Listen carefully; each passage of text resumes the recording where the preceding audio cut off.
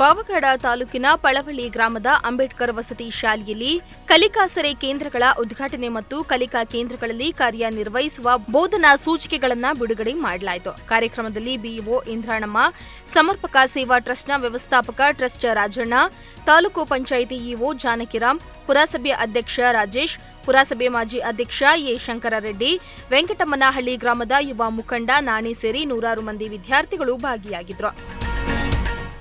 ಈ ವೇಳೆ ಮಾತನಾಡಿದ ಜಿಲ್ಲಾ ಪಂಚಾಯಿತಿ ಮುಖ್ಯ ಕಾರ್ಯನಿರ್ವಹಣಾಧಿಕಾರಿ ಜಿ ಪ್ರಭು, ಕಲಿಕಾಸರೆ ಕೇಂದ್ರಗಳು ಸರಿಯಾಗಿ ಕಾರ್ಯನಿರ್ವಹಿಸಿದ್ದಲ್ಲಿ ವಿದ್ಯಾರ್ಥಿಗಳಲ್ಲಿ ಕಲಿಕಾ ಆಸಕ್ತಿಯೊಂದಿಗೆ ಕಲಿಕೆಯಲ್ಲಿನ ಉತ್ತಮ ಪ್ರಗತಿಯನ್ನ ಮುಂಬರುವ ಎಸ್ಎಸ್ಎಲ್ಸಿ ಪರೀಕ್ಷೆಯಲ್ಲಿ ನಿರೀಕ್ಷಿಸಬಹುದು ಎಂದಿದ್ದಾರೆ.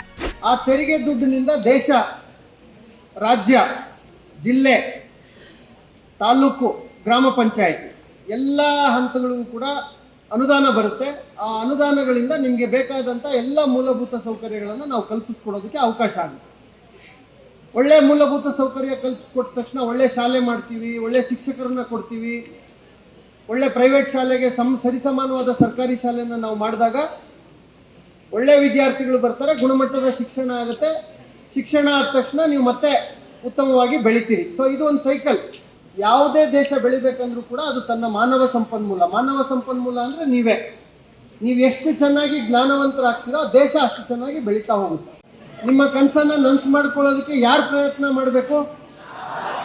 ನೀವು ಪ್ರಯತ್ನ ಮಾಡಬೇಕು. Very good. ಸೊ ನೀವು ಪ್ರಯತ್ನ ಮಾಡಿದ್ರೆ ಮಾತ್ರ, ನೀವು ಆಸಕ್ತಿ ಅಭಿರುಚಿಯನ್ನು ಹೊಂದಿದ್ರೆ ಮಾತ್ರ ಸಕ್ಸಸ್ ಆಗಲಿಕ್ಕೆ ಸಾಧ್ಯ ಇದೆ. ಇನ್ನು ಶಾಸಕ ಎಚ್.ವಿ. ವೆಂಕಟೇಶ್ ಮಾತನಾಡಿ, ಕಲಿಕಾಸರೆ ಕಾರ್ಯಕ್ರಮಗಳು ತಾಲೂಕಿನ ವಿದ್ಯಾರ್ಥಿಗಳಲ್ಲಿನ ಗುಣಮಟ್ಟ ಶಿಕ್ಷಣಕ್ಕೆ ಹೆಚ್ಚು ಒತ್ತನ್ನು ನೀಡಲಿದೆ. ಶಿಕ್ಷಕರು ಹೆಚ್ಚು ಕ್ರಿಯಾಶೀಲರನ್ನಾಗಿ ಕರ್ತವ್ಯ ನಿರ್ವಹಿಸಬೇಕಾಗಿದೆ ಎಂದರು.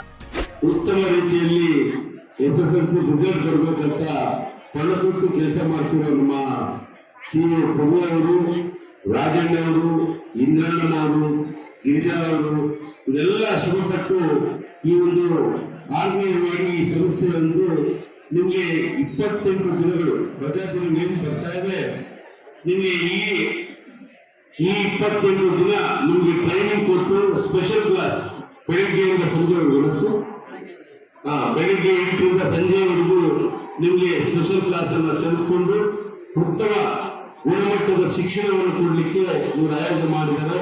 ಇವ್ರಿಗೆ ತುಂಬುವುದರ ಸ್ವಾಗತವನ್ನು ಬಯಸ್ತೇನೆ. ಸ್ವಾಮಿ ಜಪಾನಂದ ಶ್ರೀ ಮಾತನಾಡಿ, ಭವಿಷ್ಯ ಭಾರತ ರೂವಾರಿಗಳು ವಿದ್ಯಾರ್ಥಿಗಳು. ಇಲ್ಲಿ ಕುಳಿತಿರುವವರಲ್ಲಿ ಅಬ್ದುಲ್ ಕಲಾಂ ಆಗುವವರು ಎಷ್ಟು ಜನರಿದ್ದಾರೋ, ವಿಜ್ಞಾನಿಗಳಾಗುವವರು, ಉನ್ನತ ಅಧಿಕಾರಿಗಳಾಗುವವರು ಎಷ್ಟು ಜನ ಇದ್ದಾರೋ ತಿಳಿಯದು. ಅವರ ಭವಿಷ್ಯ ಶಿಕ್ಷಕರ ಕೈಯಲ್ಲಿದೆ. ಹೀಗಾಗಿ ಸರ್ಕಾರ ಶಿಕ್ಷಣದ ಗುಣಮಟ್ಟ ಹೆಚ್ಚಿಸಬೇಕು ಎಂದಿದ್ದಾರೆ.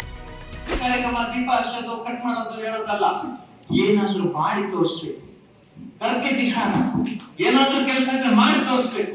ನಮ್ಮ ಹುಡುಗರಲ್ಲಿ ಯಾರು ಫೇಲ್ ಆಗ್ಬಾರ್ದು. ಇವತ್ತಿಗೆ ಬಂದಿರೋ ಹುಡುಗರಿಗೆ ರಾಜ್ಯದ ಹೃದಯವಂತಿಕೆ, ಅವರ ಸಂಸ್ಥೆ ಹೃದಯವಂತಿಕೆ ಅಲ್ಲಿ ಭಾರತಿ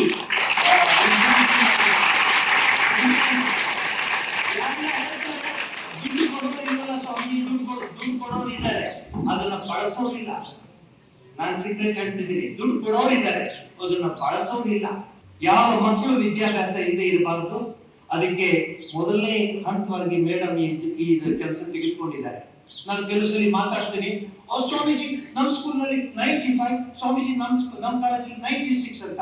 ನೀನು 95, 96, 98 ಹೇಳ್ತಿಲ್ಲ. ಆ ಹುಡುಗರು ಯಾರು? ರ್ಯಾಂಕ್ ಸ್ಟೂಡೆಂಟ್ಸ್, 90 ಮಾರ್ಕ್ಸ್ ತಗೊಂಡಿರೋರು. ಆ ಹುಡುಗರನ್ನ ತೆಗೆದುಕೊಂಡು ಈ ಪಾಠ ಹೇಳ್ತೀಯ. ಈ ಹುಡುಗರನ್ನ ತಗೋ, ನಿನಗೆ ಧೈರ್ಯ ಇದ್ರೆ, ನಿನಗೆ ಶಕ್ತಿ ಇದ್ರೆ,